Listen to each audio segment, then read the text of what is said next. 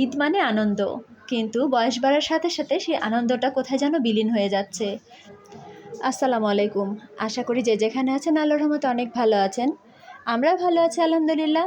তারপরেও ঈদ আসলে কেন জানি একটা করে বিপদ চলে আসছে সামনে। আর এই যে আমার ছেলেটা দেখছেন, আমারই ভুলের কারণে আমার ছেলেটার পরে মাথাটা ফেটে গেছে, যেখানে 4টা সেলাই পড়েছে। তো এইসব নিয়ে আসলে মনটা অনেক খারাপ। তারপরেও আসলে কাজ চালিয়ে যেতে হয়। ছেলের কাটা জায়গাটা ড্রেসিং করতে ডাক্তারের কাছে আবার গিয়েছিলাম বা হাসপাতালে গিয়েছিলাম। তারপরে আবার একটু সুপার শপে গিয়েছিলাম, কারণ চিকেন ফ্রাই করব, সেহেতু সস, নুডলস এসব আবার ঈদের কেনাকাটা টুকটাক করে নিয়ে আসছি। আর বাসায় যে চিকেন উইংসগুলো আমি ভিজিয়ে রেখে গিয়েছিলাম ডিপ থেকে বের করে, এসে সাথে সাথে ড্রেস চেঞ্জ না করে আসলে এটা করা শুরু করে দিয়েছি। বেছে নিয়ে তারপরে একটু ছোট করে নিলাম, কারণ উইংসগুলো অনেক বড় ছিল, কারণ ছোট করলে মশলাটা ভালো মতো ঢুকবে মাংসের মধ্যে। আর যেহেতু স্কিন আছে, একটু কেটে নিয়েছি। ভালো হতো যদি মশলাটা মাখিয়ে যেতে পারতাম, কিন্তু সময়ের অভাবে সেটা করতে পারিনি। যাই হোক, আধা ঘন্টার মতো আমি মেরিনেট করে রেখেছিলাম। তো এবার পানিরগুলোকে আমি টিস্যু দিয়ে মুছে নিচ্ছি, পানি ঝরিয়ে তারপরে যতটুকু সম্ভব টিস্যু দিয়ে এক্সট্রা পানিগুলো শুষে নিচ্ছি। তারপর আবারও মশলা মাখানোর জন্য একটি কড়াই আবার নিয়ে নিলাম। তো প্রথমে দিয়ে দিচ্ছি আদা রসুন বাটা, লবণ, মরিচ গুঁড়া, জিরা গুঁড়া, ধনিয়া গুঁড়া। আর আমার কাছে ছিল বিরিয়ানি মশলা তৈরি করা, জয়ফল জয়ত্রী দিয়ে গরম মশলা সহ একটা বিরিয়ানি মশলা আমি তৈরি করি বাসায়, সেটা বিরিয়ানি রান্না ইউজ করি। তো সেই মশলাটা আমি দিয়ে দিলাম 1 চামচের মতো ফ্লেভারের জন্য। আর এখন দিয়ে দিব ভিনেগার, বেশি দিব না ভিনেগারটা। ভিনেগার দেওয়ার আগে দিয়ে দিচ্ছি গোলমরিচ 1/2 চা চামচ, তারপর দিয়ে দিচ্ছি ভিনেগার, এটা দিয়ে দিচ্ছি আমি 1 চা চামচ। বাচ্চারা তো ভীষণ পছন্দ করে চিকেন ফ্রাই, বাচ্চা কেন বড়রাও অনেক পছন্দ করে। তো এভাবে ঝটপট আসলে করে ফেলতে পারেন। এখানে 2 চামচ দিয়ে দিলাম লাইট সয়া সস। এবার সব কিছুকে একসাথে ভালো মতো মাখিয়ে নিচ্ছি। মাখানোর সময় মনে ছিল না যে গুঁড়া দুধ দিতে হবে, যেহেতু আমি ভিনেগার ইউজ করেছি। গুঁড়া দুধ দিলে এটা টক দইয়ের মতো একটা কাজ করবে। আমার বড় ছেলে মনে করিয়ে দিয়েছিল, তা আবার দিয়ে দিলাম। দিয়ে তারপরে মাখিয়ে এবার আধা ঘন্টার জন্য রেস্টে রেখে দিয়ে আমি টুকটাক সংসারের অন্য কাজগুলো করছিলাম। আর এদিকে সন্ধ্যার পার হয়ে গেছে। তো যাই হোক, নাস্তা করারও একটা টেনশন ছিল বা তাড়াহুড়া ছিল।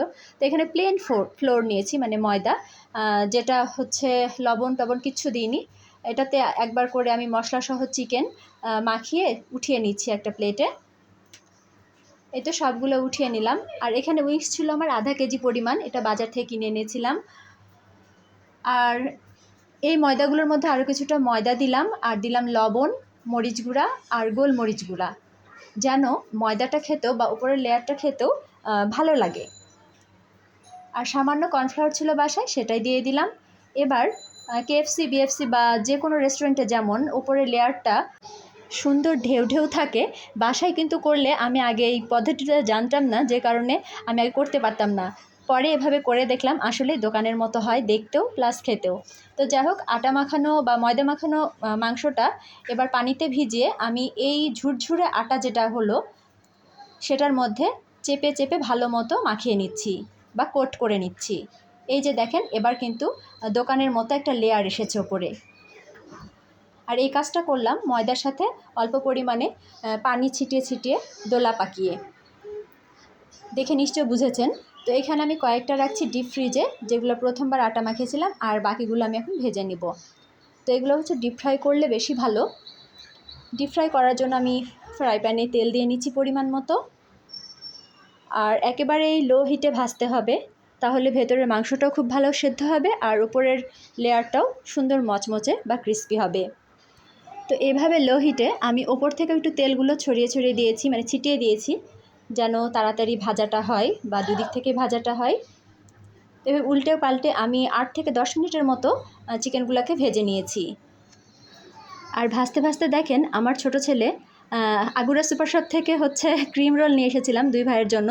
তো এই যে ক্রিম খেয়েছে, মেখেছে, মাখিয়েছে। অনেকে হয়তো মনে করেন আমি ভিডিও বানাই আর আমার ছেলেগুলো মনে হয় খুব শান্ত হয়ে বসে থাকে, তাই না? এই হচ্ছে আমার ব্যাকগ্রাউন্ডের অবস্থা। মানে আমাকে রেসিপিগুলো করতেও হয়, আপনাদের সাথে শেয়ারও করি, সেই সাথে এগুলো ক্লিন করি। তো যাই হোক, এই সসগুলো নিয়ে এসেছিলাম, টমেটো সস আর ছিল চিলি সস। তো এগুলোর সাথে আমি চিকেন ফ্রাইটা পরিবেশন করব। চিলি সসটা অনেক ভালো ছিল মাশাআল্লাহ। একটা তেঁতুলের ফ্লেভার ছিল চিলি সসে। তো এদিকে আমার চিকেন ফ্রাইগুলোও একেবারে রেডি। এখন আমি তেল থেকে তুলে নিচ্ছি। আমার ভিডিওটি দেখতে যদি আপনাদের ভালো লাগে বা একটু উপকৃত হন, অবশ্যই একটু লাইক, কমেন্ট এবং শেয়ার করবেন। এই তো একে একে আমি সবগুলো চিকেন ফ্রাই উঠিয়ে নিলাম, আর ওর বাবার জন্য কয়েকটা রেখেছি, আর এগুলো আমরা 3 মা ছেলে মিলে খাবো। তো আমি ভেতরটা একটু ভেঙে দেখাচ্ছি কেমন হয়েছে। আপনাদের পছন্দ কি না অবশ্যই কমেন্ট করে জানাবেন। বাচ্চারা তো থামতেই পারছিল না, খাওয়ার জন্য অস্থির, আর সেই সাথে আমি ভাঙতে পারছিলাম না, বেশ গরম। তো দেখেন ওপরটা কতটা ক্রিস্পি হয়েছে, আর ভিতরটা একেবারে সুন্দর জুসি চিকেন হয়ে আছে।